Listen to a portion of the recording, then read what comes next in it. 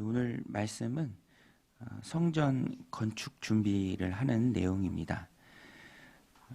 다윗은 준비를 다 하고 그의 아들 솔로몬이 이제 본격적으로 성전을 건축하죠. 오늘 본문에 보면 성전을 건축하는 그 일이 정말로 큰 일이고 또 쉽지 않은 일이었을 텐데 하나님이 함께 하심에 그 모든 일이 참 순조롭게 진행되는 모습을 봅니다.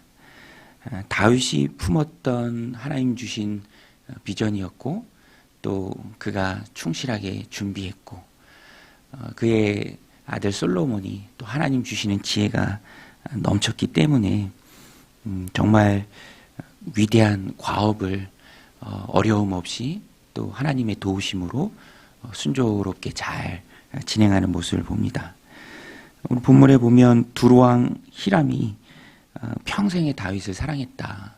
좋은 관계 속에서 있었기 때문에 그의 아들 솔로몬과도 좋은 관계를 이어가고요. 또 그가 하는 일에 아끼지 않고 또 지원을 합니다. 이 모든 과정의 시작 또 놀라운 하나님 성전 건축의 그 과업을 완성하는 것. 그런데 오늘 말씀을 이렇게 보면 그 시작은 다윗의 아들 솔로몬이 여호와의 이름을 위하여 아버지가 가졌던 그 소망 그대로 또 준비했던 그대로 주님을 위해서 일하고자 하는 그 선한 마음을 품었을 그때부터 하나님께서 좋은 사람들 붙여주시고 또 어려움이 없도록 도와주신 것을 우리가 볼 수 있습니다. 5절에 보면 여호와께서 내 아버지 다윗에게 하신 말씀에 내가 너를 이어 내 자리에 오르게 할 내 아들 그가 내 이름을 위하여 성전을 건축하리라 하신 대로 내가 내 하나님 여호와의 이름을 위하여 성전을 건축하려 하오니. 내가 내 하나님 여호와의 이름을 위하여 성전을 건축하려 하오니. 아버지가 품었던 그 비전을 잊지 않고요. 또 준비해 두었던 그대로 나아가는 그런 모습을 봅니다. 그리고 하나님께서 그 모든 역사가 순조롭게 진행되게 하십니다. 오늘 말씀 10절에도 보면 솔로몬의 모든 원대로 백향목 제목과 잣나무 제목을 주매. 솔로몬의 원하는 그대로 이 성전을 지은 재료를 두로왕 히람으로부터 잘 공급하게 됩니다. 또 솔로몬도 하나님이 주신 지혜로 그 모든 일들을 잘 처리합니다. 12절에 여호와께서 그의 말씀대로 솔로몬에게 지혜를 주신 고로 히람과 솔로몬이 친목하여 두 사람이 함께 약조를 맺었더라. 또 13절부터 18절까지는 솔로몬이 건축을 위해서 불러일으킨 그런 역군의 숫자들이 나옵니다. 규모가 상당하죠. 우리가 뭔가 작은 것을 하나 만들려고 해도 창고를 하나 지으려고 해도 생각할 것들 또 여러 가지 관련된 것들이 참 많은데 솔로몬은 하나님이 주신 지혜로 또 하나님이 그를 도우셨기 때문에 그 큰 과업을 어려움 없이 또 하나님의 은혜로 좋은 사람들 만나서 또 돕는 손길들의 그런 사역을 통해서 동역을 통해서 그 일을 잘 이루는 것을 봅니다. 그래서 오늘 본문이 우리에게 주는 메시지는 우리가 또 마음으로 받아야 될 귀한 말씀은 하나님께서 평안을 주실 때 하나님을 위해서 해야 할 일을 기억할 때 하나님께서 그 길을 활짝 열어준다라는 것입니다. 솔로몬을 통해서 우리가 배우는 귀한 교훈입니다. 신앙은 하나님께 초점을 맞추는 것이죠. 처음에 시작하는 동기야 다양하지만 신앙생활이라 함의 온전한 모습은 나에게 초점을 맞추는 것이 아니라 하나님의 필요에 초점을 맞추는 것입니다. 하나님이 내 삶 가운데 평안함을 허락해 주시고 또 어려움이 없게 하실 때 이 베푸신 은혜에 대한 바른 보답 방식과 신앙의 바른 반응은 무엇일까 늘 생각하는 것이죠. 초점을 나에게 두는 것이 아니라 하나님께 두어야 합니다. 나에게 초점을 두면은요, 내게 유익한 것, 또 은혜 받는 것, 그것에만 치중하게 될 수 있습니다. 그러나 초점이 하나님을 향할 때, 오늘 솔로몬이 그랬죠. 어떻게 하면 아버지 다윗이 준비했던 그 일들을 내 대에 순조롭게 잘 이룰까. 거기에 초점을 맞췄을 때 하나님의 도우심을 입는 그 삶을 살아낼 수 있었다라는 것입니다. 초점이 하나님을 향할 때 하나님이 원하신 것이 무엇인가를 생각하고 은혜 받은 자답게 삶을 변화시켜 나가게 됩니다. 그래서 언제든지 신앙의 출발은 하나님께 있습니다. 그리고 또 본문에 중요한 것이 솔로몬은 마음만 가지고 있는 것이 아니라 굉장히 큰 과업이었고 아버지 다윗이 준비만 할 정도로 그것이 참 녹록지 않은 일이었지만 솔로몬은 시작을 하죠.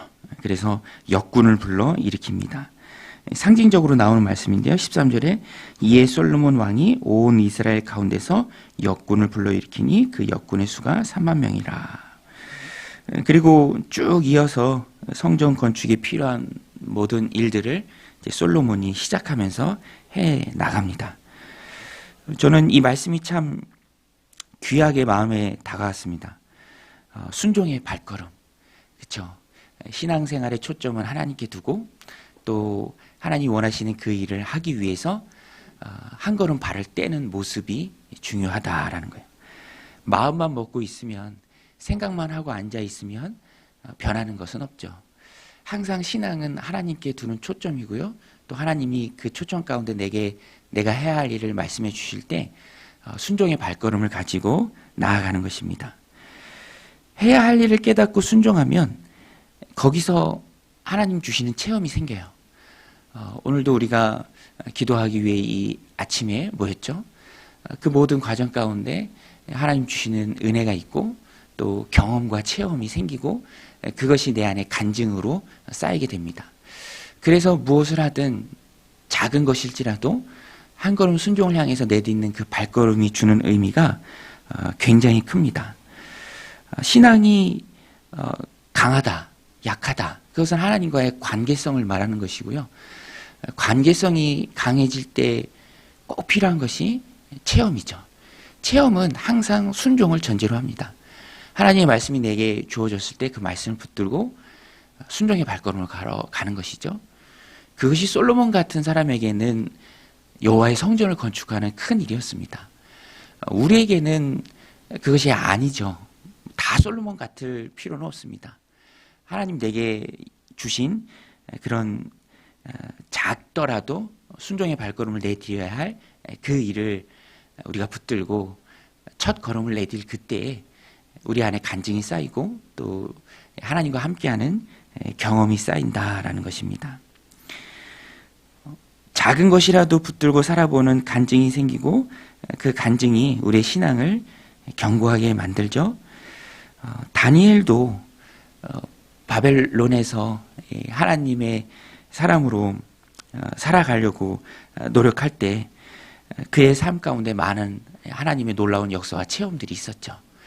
사자굴에 들어가야 사자를 제어하시니까 하나님을 체험한다라는 것입니다. 오늘 우리를 향한 하나님의 사랑도 그냥 있는 사랑이 아니고 표현하는 사랑입니다.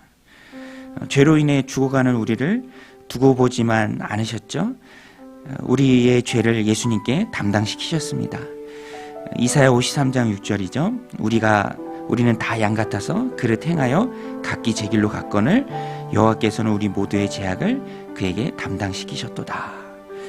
예수님도 십자가에서 우리에 대한 사랑을 완성해 주셨습니다.